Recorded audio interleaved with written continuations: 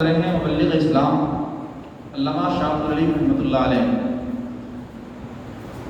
وہ ایسی شخصیت ہے بر صغیر کے کہ ان کی مثل دعوتی تبلیغی خدمات انجام دینے والی شخصیت پوری دنیا کے اندر اس عہد میں نظر نہیں آتی. پوری دنیا کی میں بات کر رہا ہوں، نہ صرف ہندوستان، جنہوں نے نہ صرف ایشیا بلکہ یورپ، افریقہ، آسٹریلیا، امریکہ، ان تمام بر اعظموں کو اپنے قدموں سے پامال کیا اور اسلام کی دعوت و تبلیغ کا فریضہ سر انجام دیا، اور جن کی دعوت و تبلیغ کی کوششوں سے 70,000 سے زائد غیر مسلم مشرف اسلام. کوئی معمولی شخصیت کا نام نہیں ہے. علامہ شاہ عبد العلیم اس شخصیت کا نام ہے جن کے اوپر میں خطاب کروں تو گھنٹوں خطاب ہو جائے، لیکن ان کی شخصیت کا ایک پہلو بھی بیان نہیں ہو سکتا. آپ کا مزار مقدس جنت البقیع میں مدینہ شریف کے اندر ہے. 1954 میں آپ کا وصال ہوا ہے. اتنے بڑے خلیفہ اعلیٰ حضرت نے کتنے پہلوؤں پر کام کیا، اس سے ان کے خلفاء سے اس کا اندازہ ہو سکے گا. ان کا لکھا ہوا کلام میں پیش کر رہا ہوں. ظاہر سی بات ہے کہ اعلیٰ حضرت کی شخصیت کو جتنا ان کے خلیفہ اور اس دور کے لوگوں نے سمجھا ہے، ہم لوگ نہیں سمجھ سکتے. جنہوں نے ان کی صبح و شام کو دیکھا اور جنہوں نے خود براہ راست ان سے اکتساب فیض کیا، انہوں نے جتنا اعلیٰ حضرت کو سمجھا کہ آج کے لوگ سمجھ جائیں گے. آج ہم کتابوں میں پڑھ کے سمجھ سکتے ہیں یا کسی سے سن کے سمجھ رہے ہیں، لیکن جنہوں نے براہ راست دیکھا، ان کی فیض صحبت حاصل کیا، انہوں نے کس طرح سے اعلیٰ حضرت کو سمجھا. ایک ایک شعر سے، ایک ایک کلمے سے وہ آشکار اور نمایاں فرماتے ہیں. تمہاری شان میں جو کچھ کہوں اس سے سوا تم ہو. تمہاری شان میں جو کچھ کہوں اس سے سوا تم ہو. قصیب جام عرفاں اے شہ احمد رضا تم ہو. قصیب جام عرفاں اے شہ احمد رضا تم ہو. غریب بحر الفت مست جام باقی وحدت. غریب بحر الفت مست جام باقی وحدت. محب خاص منظور حبیب کبریا تم ہو. محب خاص منظور حبیب کبریا تم ہو. جو مرکز ہے شریعت کا مدار اہل طریقت کا. جو مرکز ہے شریعت کا مدار اہل طریقت کا. جو محور ہے حقیقت کا وہ قطب اولیاء تم ہو. جو محور ہے حقیقت کا وہ قطب اولیاء تم ہو. اعلیٰ حضرت کی ذات ایسی سنگم ہے جہاں شریعت اور طریقت کی دونوں نہریں آ کر مل جاتی ہیں، اور اس مجمع البحرین کا نام اعلیٰ حضرت ہے.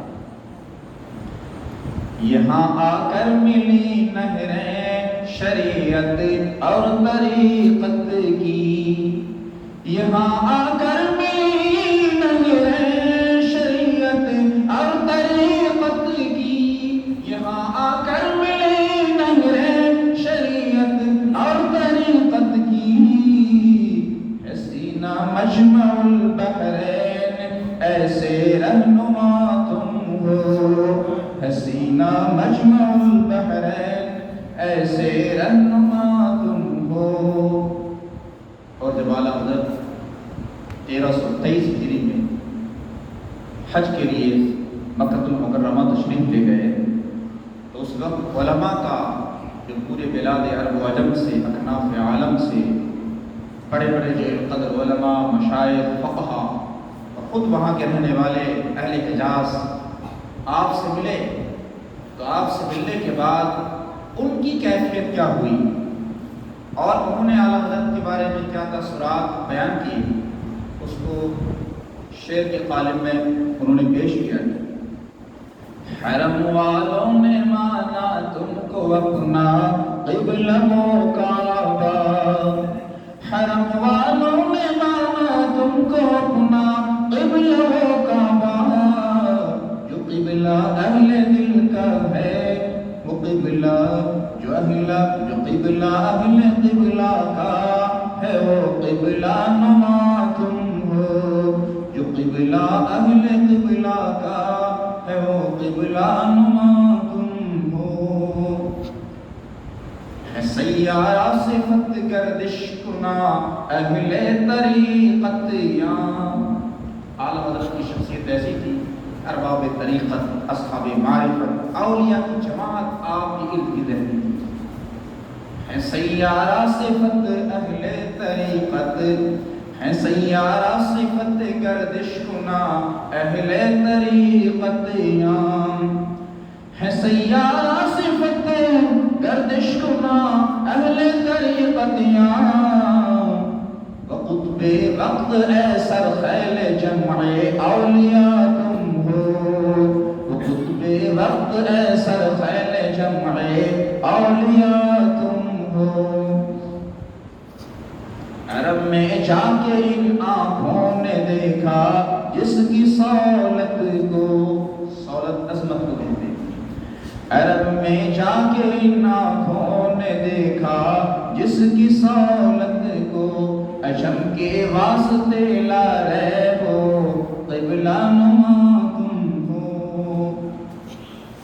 آخری شعر میں فرماتے ہیں، علی میں خستہ کی ادنا گدا میں آستانے کا، علی میں خستہ کے ادنا گدا میں آستانے کا، کرم فرمانے والے حال پر اس کے شاہ تم ہو، کرم فرمانے والے حال پر اس کے شاہ تم ہو۔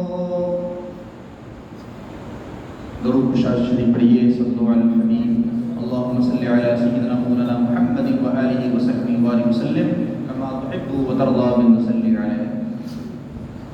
جب حضرت مبلغ اسلام نے ایک پورا کلام اعلیٰ حضرت کی شان میں پیش فرما دیا، آپ اس وقت حج کے موقع سے تشریف لائے، یعنی مبلغ اسلام، اعلیٰ حضرت نے فرمایا، مولانا آپ نے اتنی عمدہ نظم کہی ہے اور آپ اس بارگاہ سے آئے ہیں، میں آپ کی خدمت میں کیا پیش کر سکتا ہوں؟ اندر تشریف لے گئے اور آپ کی سب سے قیمتی شیروانی تھی، بیش قیمت جبہ تھا آپ کا، وہ شیروانی آپ نے پیش فرما دی اور کہا کہ یہ میرے کپڑوں میں سب سے قیمتی ہے، یہ میں آپ کی خدمت میں پیش کر رہا ہوں۔ تو اعلیٰ حضرت نے اپنے خلیفہ کو یہ کپڑا پیش فرما دیا۔ حضرات محترم، اعلیٰ حضرت کا وصال 25 صفر المظفر 1340 ہجری میں ہوا، رات ہے 1443 ہجری۔ 1443 ہجری میں صرف 3 سال زائد ہیں 100 سال پر، 130 سال آج یہ عرس کا ہے، اور آپ کی ولادت ہوئی 1272 ہجری، 10 شوال المکرم 1272 ہجری مطابق 14 جون 1856 عیسوی۔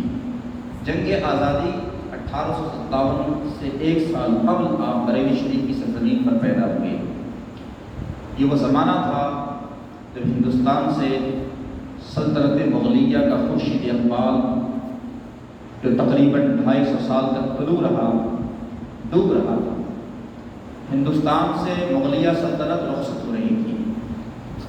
ایسے زمانے میں آپ پیدا ہوئے جب کہ ہندوستان پر انگریز استعمار نے اپنے پنجوں کو گاڑ دیا تھا اور ایسٹ انڈیا کمپنی کا مکمل طور پر ہندوستان پر غلبہ ہو چکا تھا، بلکہ یہ کہنا زیادہ مناسب ہوگا کہ وہ ہندوستان کے سفید و سیاہ کے مالک بن چکے تھے، اور مغلیہ سلطنت لال قلعہ کی چہار دیواری میں محدود ہو گئی تھی، بہادر شاہ ظفر کو مقید کر دیا گیا تھا۔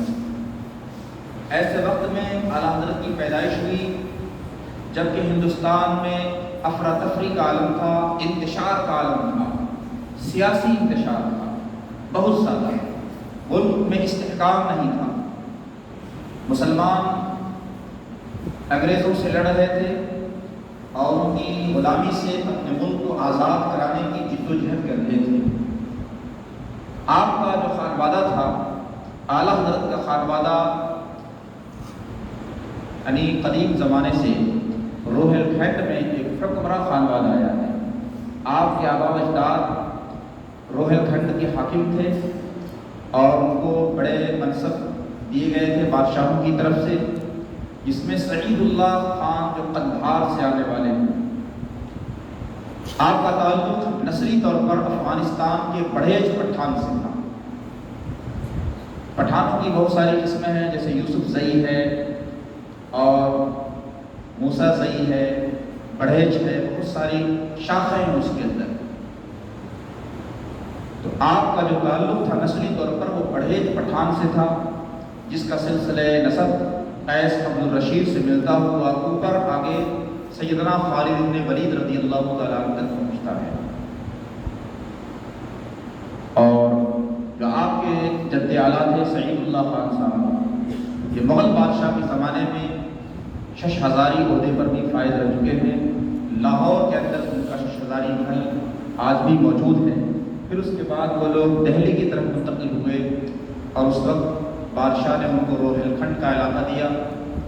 ایک زمانے تک سپہ سالاری رہی ان کے خانوادے میں، لڑنے والے رہے، فوجی رہے، گورنر رہے، لیکن جب آپ کے جو جد اعلیٰ تھے حضرت مولانا مفتی رضا علی خان، ان کے والد گرامی مولانا حافظ کاظم علی خان، حافظ کاظم علی خان رحمۃ اللہ علیہ سے یہ سلسلہ جو تھا جنگ کے میدان میں لڑنے کا وہ چینج ہو گیا، اور وہ لوگ بجائے اس کے کہ میدان جنگ میں اب جہاد کریں، اب وہ اس طرف آ گئے کہ شریعت کو اوڑھنا بچھونا بنا لیا، قرطاس و قلم کو ہاتھ میں لے لیا، اب قلمی طور پر جنگ شروع ہو گئی۔ مولانا کاظم علی خان اور پھر ان کے صاحبزادے مولانا مفتی رضا علی خان۔ مولانا مفتی رضا علی خان یہ آپ کے دادا ہیں، جو روہیل کھنڈ کے اپنے زمانے میں مفتی اعظم تھے اور جن سے فتویٰ نویسی کا سلسلہ اس میدان اس خاندان میں شروع ہوتا ہے۔ اعلیٰ حضرت امام اہل سنت کی تربیت میں آپ کے جد کریم مفتی رضا علی خان کا بڑا ہاتھ ہے۔ پھر ان کے صاحبزادے مولانا نقی علی خان، مولانا مفتی نقی علی خان اعلیٰ حضرت کے والد گرامی ہوتے ہیں۔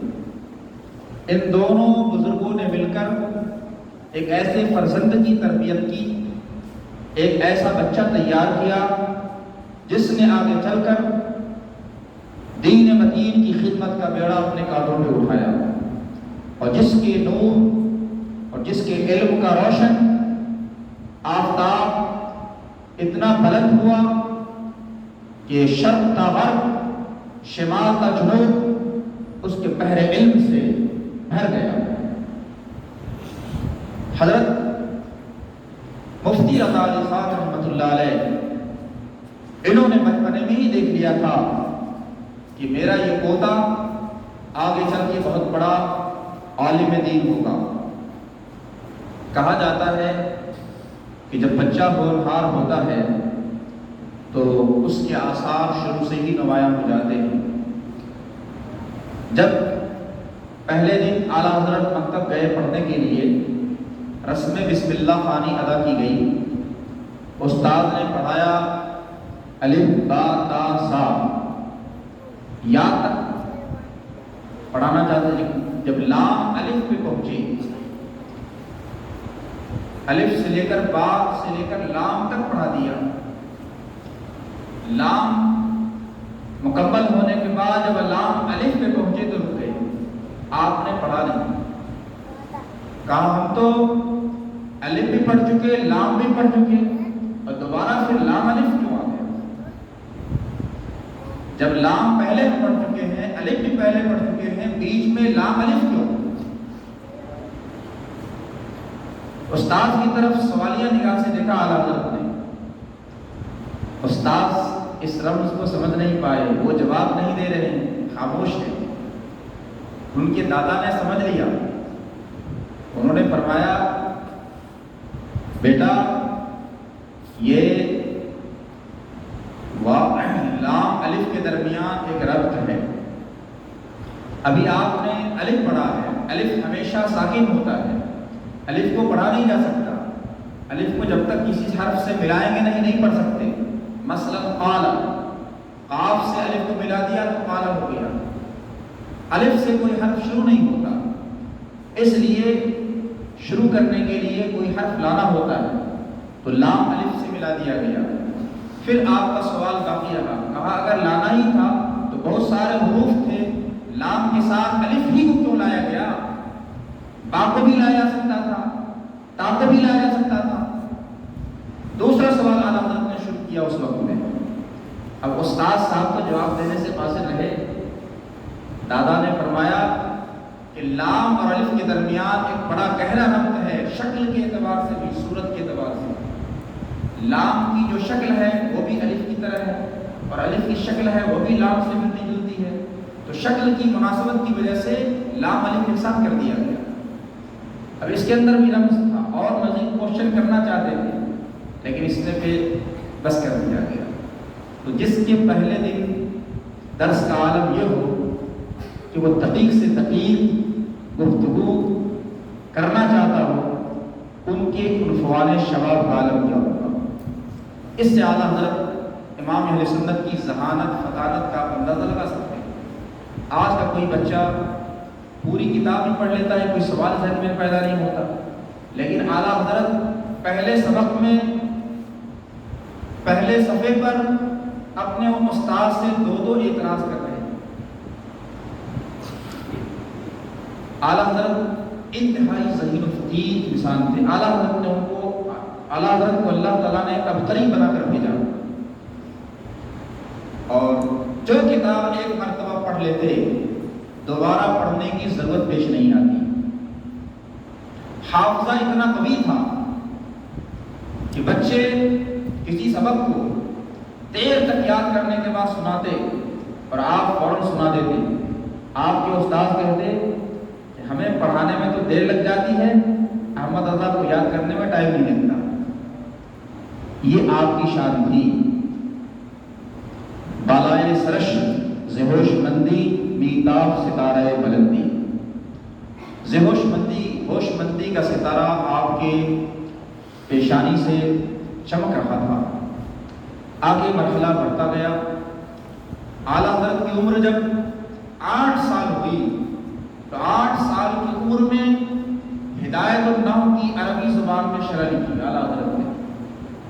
8 سال کی عمر میں، 8 سال کی عمر میں تو یہاں بچے بسم اللہ نہیں کرتے اور قرآن شریف بھی نہیں پڑھ پاتے، اور آپ نے 8 سال کی عمر میں عربی زبان میں ہدایت النحو جو کتاب گرامر کی پڑھائی جاتی ہے، عربی گرامر کی، اس کی شرح لکھ دی۔ 10 سال کی عمر میں اعلیٰ حضرت نے مسلم الثبوت جیسی کتاب پر حاشیہ لکھا،